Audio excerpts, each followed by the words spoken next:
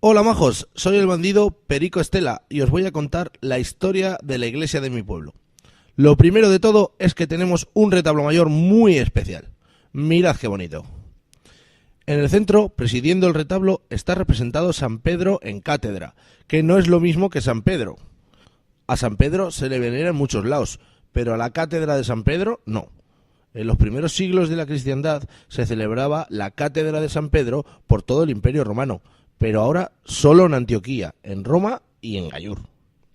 Esta cátedra, o silla, no es solo un asiento, representa el lugar donde se predican los obispos, sobre todo el obispo de Roma, que es el Papa y sucesor de San Pedro. Es el vínculo de unión entre el Papa y San Pedro, como sucesor de este. Y por eso se celebra en los lugares donde San Pedro fue obispo, en Antioquía y en Roma. Y en Gallur, porque somos así.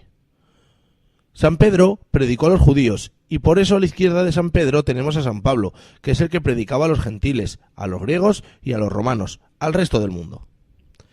Y a la derecha tenemos a San Francisco Javier, que es el misionero de las Indias. El retablo es un homenaje al ministerio de la palabra, de la predicación y, por si con la palabra no bastara para extender la fe, arriba del todo, sobre el escudo de Gallur, está el arcángel Miguel, para ayudar en esta tarea por las armas, asistiendo a los tres santos con los ejércitos celestiales. Pero es que además, San Miguel era el patrón de los navarros, y San Francisco Javier era un santo navarro también. ¿Tendrá que ver que se les represente en un retablo de Gallur con que nuestra villa era territorio de frontera con Navarra y que durante algunos años estuvo en manos del reino de Navarra? Como todas las iglesias, era un edificio lleno de vida, que ha estado en continuo cambio, con continuas reformas y añadidos.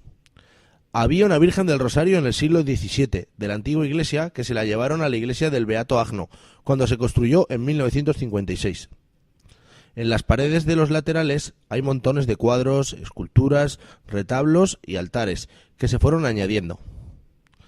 Del siglo XX tenemos el altar neogótico dedicado a la Inmaculada Concepción de María, que fue regalado a la parroquia por doña Carmen Zaldívar en el año 1924.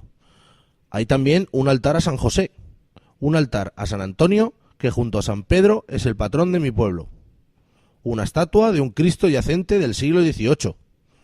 Un órgano muy grande, con mucho sitio al lado para colocar al coro, que desde lo alto canta en las misas. Un altar a Cristo con la cruz a cuestas. Una capilla al Sagrado Corazón de Jesús, de estilo neoclásico, donde se suelen dejar los pasos de las procesiones. Un retablo dedicado a la Sagrada Familia. Un altar a la Virgen del Carmen. Y una capilla a la Virgen de los Dolores. Esta capilla está muy oscura y al ladico del retablo de la Virgen hay muchas pinturas en las paredes que los entendidos llaman frescos y que casi no se ven porque con el paso del tiempo se han ennegrecido mucho. En esta iglesia también han ocurrido historias muy interesantes. Se conoce que en la Guerra de la Independencia, el 13 de junio de 1808, tras la batalla de Mayén, entraron los franceses en el pueblo y lo saquearon. Entonces, un vecino de 55 años que valerosamente intentó impedir el robo del sagrario, aunque con poco éxito, fue asesinado por los franceses.